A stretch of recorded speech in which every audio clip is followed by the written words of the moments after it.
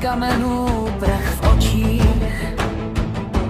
Dus od kopyt nese zemi, až za horami srdce se vzduch. Labutí křídla šustí, v poryvu větru jak dech bohů.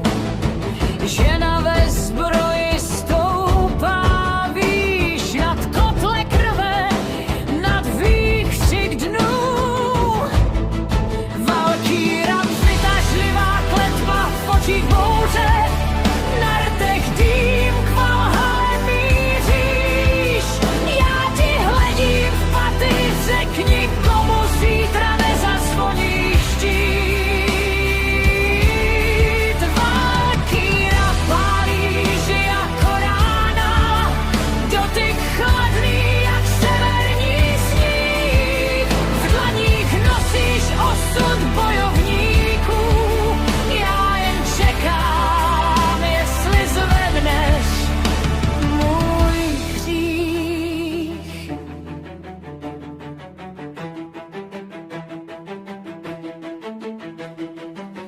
Mezi kopími se skláníš, jako bílý plamen uprostřed těl.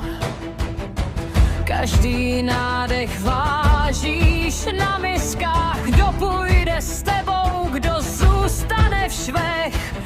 Oči máš z oceli z ledu, ale v koutku svítí žár.